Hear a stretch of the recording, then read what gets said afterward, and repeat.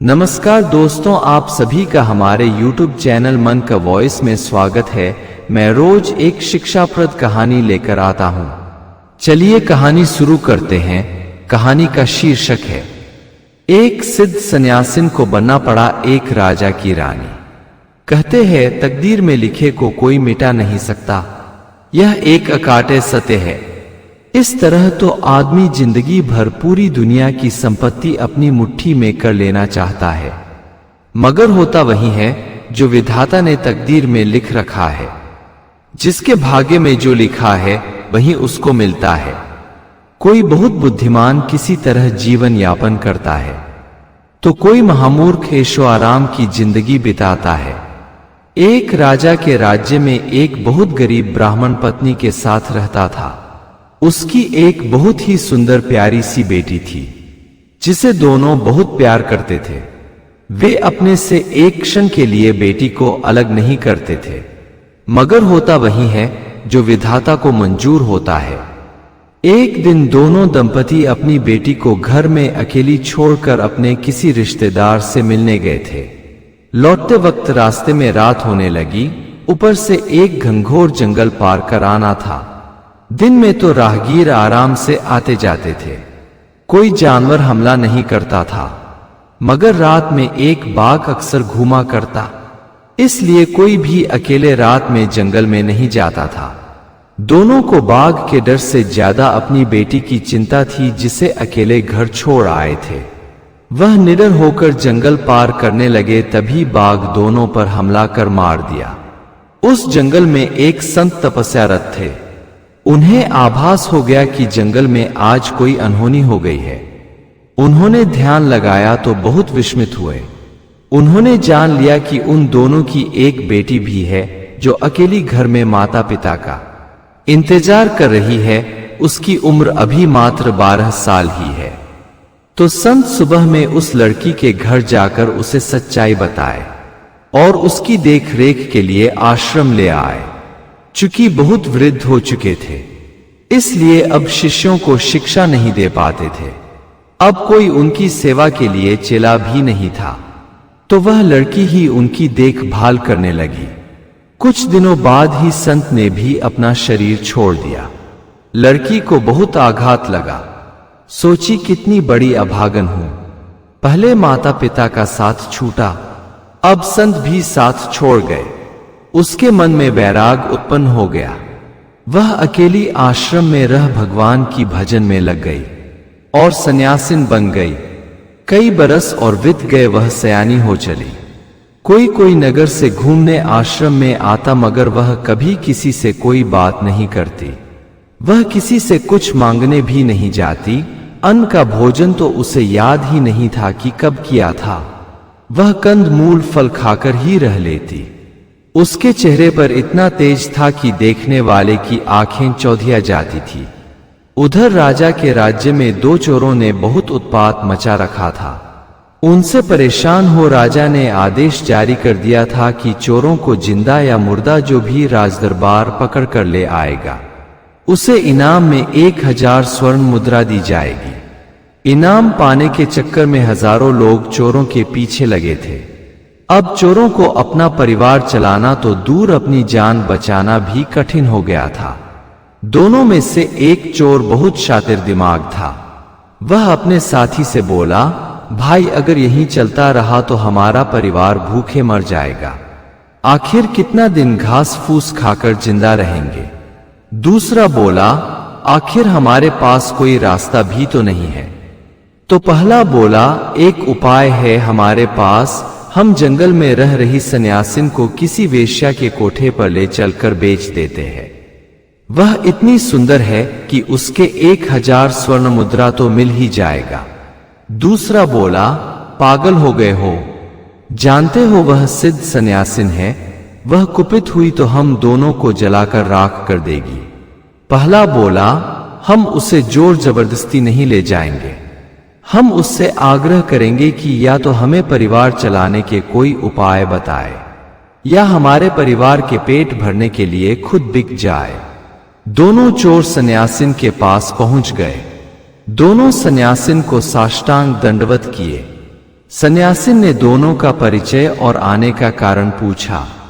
तब पहले ने बताया कि हम दोनों चोर हैं।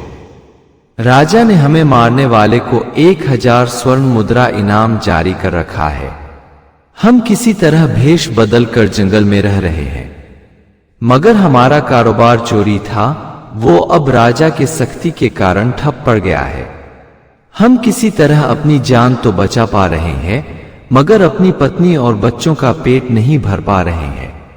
वे हफ्ते भर से घास फूस खाकर जी रहे हैं। सन्यासी ने पूछा, तुम लोग मुझसे क्या चाह रहे हो? तब पहले चोर ने बड़ी निर्लजता से कहा कि हम आपको वेश्या के कोठे पर बेचना चाहते हैं। पहले चोर को डर था कि सन्यासिन इतना सुनते ही आग बबूला हो जाएगी, मगर इस बात का सन्यासिन के चेहरे पर कोई प्रतिक्रिया नहीं हुई। वह सहजता से बोली, अगर मेरे को बेच देने से तुम दोनों का भला हो जाता है तो मैं तैयार हूं। चलो, कहाँ चलना है? दोनों उसे एक प्रसिद्ध वेश्यालय संचालक के पास ले गए। वहां 2 पति पत्नी वेश्यालय चलाते थे।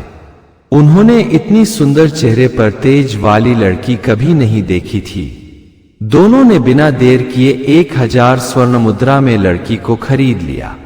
शाम को बाजार सजी, एक से एक अमीर अपनी जिस्म की आग बुझाने वेश्यालय पधारे। एक बहुत अमीर सेठ जो रोज का ग्राहक था, जब आया तो संचालक ने तेजस्विनी लड़की के विषय में बताया और ये भी बताया कि उसके साथ पहली रात बिताने की फीस 1000 स्वर्ण मुद्रा रखी गई है। वह सहर्ष तैयार हो गया। जब वह सन्यासिन के कमरे में दाखिल हुआ तो सन्यासिन ने कहा, आइए सेठ जी, इस पाप की कोठरी में आपका स्वागत है। सेठ ने वाकई वैसी लड़की कभी नहीं देखी थी। वह बहुत उतावला हो रहा था। सन्यासिन बोली, पाप कर्म करने से पहले आप मेरे साथ थोड़ी देर भगवान का नाम ले लें। आखिर अपने पाप कर्मों का हिसाब तो भगवान के सामने देना ही पड़ेगा। मुझे तो इस हाड़ मांस के शरीर से कोई मोह नहीं है, ना ही मेरे मन में भगवान के सिवा कोई वासना है। तुम्हें अगर इस हाड़ मांस में आनंद दिखता है तो अच्छी बात है। जब गौर से सेठ ने सन्यासिन के चेहरे को कुछ देर तक देखा तो उसके तेज से ऐसा लगा कि कोई अदृश्य शक्ति निकल रही है। अचानक से उसका मन बदलने लगा। वह ना चाहते हुए सन्यासिन के पैर पकड़ अपनी पूर्व में की गई गलतियों के लिए क्षमा मांगने लगा। बोला, हे देवी, तुम्हारे चेहरे के तेज ने मेरा जीवन बदल दिया है। मैं अब तक रोज नर्क के द्वार आया करता था, मगर आज के बाद हमने अपनी पूरी जिंदगी भगवान के सेवा और भजन कीर्तन में समर्पित करते हैं। संचालक ने देखा कि यह सेठ तो पूरी रात का सौदा किया था, मगर कुछ ही समय में भगवान का कीर्तन करता जा रहा है। वह सोचा, लड़की के चेहरे का तेज ही ऐसा है कि पता नहीं कितने बावला हो जाएंगे। इस तरह रोज नए नए ग्राहक आते और उस लड़की के कमरे से निकलते तो भजन कीर्तन करते निकलते। एक दिन राज्य का राजकुमार पहली बार कोठे का आनंद लेने उसी लड़की के पास पहुंच गया।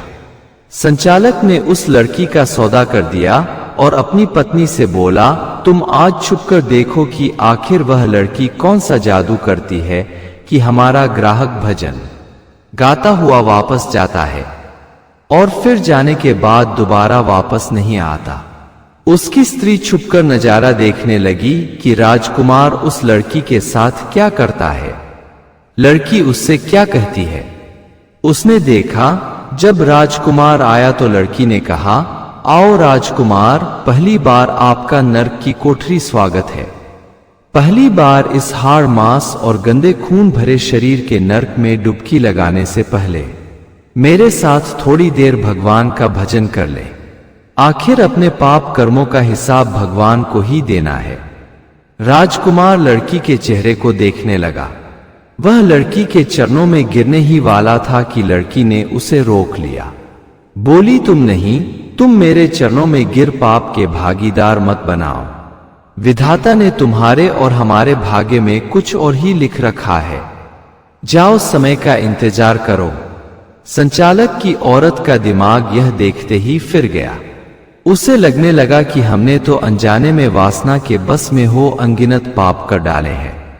अरे यह लड़की वास्तव में कोई लड़की नहीं है, यह तो कोई देवी है जिसे चोर साधारण लड़की समझ बेच गए हैं। मगर गलती से ही सही हमारे भाग्य खुल गए हैं। हम इसके चरण पकड़ लेंगे तो ये हमें सारे पाप कर्मों से मुक्ति दिला देगी। वह अपने पति को भी बताई कि अब नरक ले जाने वाला मार्ग छोड़ो और इस देवी के सानिध्य में बाकी का जीवन भगवान का नाम लेते हुए बिताओ। वेश्यालय की बाकी सब लड़कियों को दोनों ने आजाद कर दिया।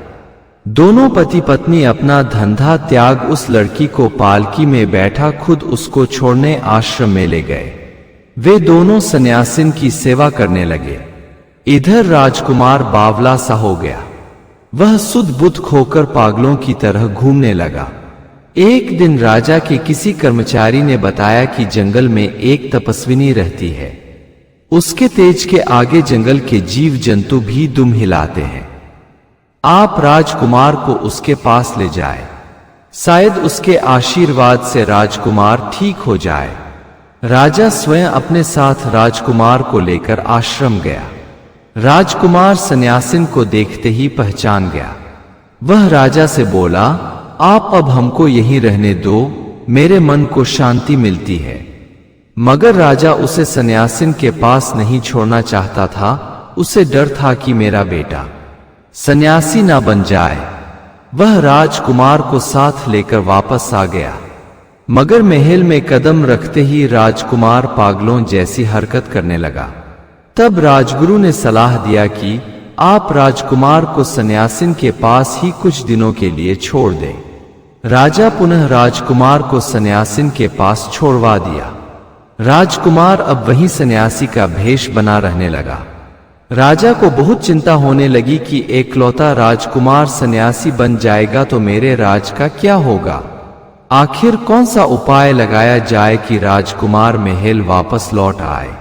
राजा ने बहुत से विद्वान से इसका समाधान का उपाय पूछा मगर कोई समाधान ना मिला। एक दिन नगर में एक पहुंचे हुए महात्मा पधारे। राजा ने उनका बहुत सेवा सत्कार किया, फिर अपनी समस्या बताई। महात्मा ने राजा से बताया कि राजकुमार की जीवन की डोर सन्यासिन से ही बंधी है। उससे बिछड़ा तो वह मर जाएगा। यह बात सन्यासिन भी जानती है। चूंकि सन्यासिन अब विरक्त हो चुकी है, उसे किसी की जीवन मृत्यु से कुछ भी लेना देना नहीं है। यहां तक कि उसे अपने जीवन से भी विरक्ति हो चुकी है। महात्मा राजा से बोला कि रोज सुबह 1 घंटा के लिए वह परमात्मा में विलीन हो जाती है। उसके बाद जब आंख खोलती है तो उसी वक्त आप उसे राजकुमार के लिए मांग ले, वह मना नहीं कर पाएगी। आप भी उसे वचन दे देना कि दोनों से उत्पन्न राज्य का उत्तराधिकारी मिल जाने पर आप उसे फिर से सन्यासिन बनने से रोकेंगे नहीं। राजा को बात थोड़ी अटपटी लगी कि सन्यासिन भला राजकुमार की पत्नी बनना क्यों स्वीकार करेगी, जबकि वह विरक्त हो चुकी है। राजा ने महात्मा के बताए अनुसार वही किया। वह जब ध्यानमग्न थी तभी जाकर सन्यासिन के सामने बैठ गया। जब वह आंख खोली तो राजा ने साष्टांग दंडवत कर उसके चरणों में लेट गया। सन्यासिन बोली, नगर के राजा मुझ सन्यासिन से क्या चाहते हैं?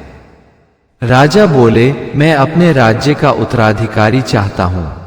सन्यासिन बोली, आपको मैं भला कैसे उत्तराधिकारी दे सकती हूं? राजा बोले, आप राजकुमार से विवाह कर लें और उत्तराधिकारी पैदा करने के बाद आप पुनः सन्यासीन बन जाए। सन्यासिन बोली, जैसी हरि इच्छा। विधाता ने जब स्वयं अपने हाथों मेरे से उत्पन्न पुत्र को राजा बनना लिख रखा है तो वही होगा। महाराज, मेरा शरीर विरक्त हो चुका है, आत्मा ईश्वर से जुड़ चुकी है। फिर भी अगर किसी राज्य का भला होता है, किसी राजा को उत्तराधिकारी मिल जाता है तो मेरे को कोई ऐतराज नहीं है। मगर आपका कार्य हो जाने के बाद आप अपने राजकुमार को भी विरक्त होने से मत रोकना, क्योंकि उसकी आत्मा की डोर भी मेरे आत्मा से ही बंधी है। इस प्रकार राजा सन्यासिन का विवाह राजकुमार से करा दिया। और 1 साल के उपरांत सन्यासी ने एक बच्चे को जन्म दिया। उसे 1 साल पालन पोषण के बाद रानी को सौंप राजकुमार के साथ अपने आश्रम लौट गई। वह राजा रानी से बोल कर गई कि जब बालक 5 साल का हो जाए तब उसे शिक्षा के लिए आश्रम भेज देना, मगर बच्चे से ये बात गुप्त रखना कि मैं ही उसकी मां हूं और राजकुमार उसका पिता है। अगर गलती से भी राजा या रानी में से कोई उसे ये बात बता दिया तो वह विरक्त हो सन्यासी हो जाएगा। आप दोनों के अलावा यह बात उससे अन्य कोई बताता है तो वह उस पर विश्वास नहीं करेगा। वह बड़ा होकर एक धर्मात्मा राजा बनेगा। अगर आपको हमारी कहानी अच्छी लगी हो तो हमारे चैनल को सब्सक्राइब करें, लाइक करें और कमेंट बॉक्स में राधे राधे जरूर लिखें। आपसे पुनः मिलते हैं एक नई वीडियो के साथ। तब तक के लिए आपको और आपके पूरे परिवार को राधे राधे।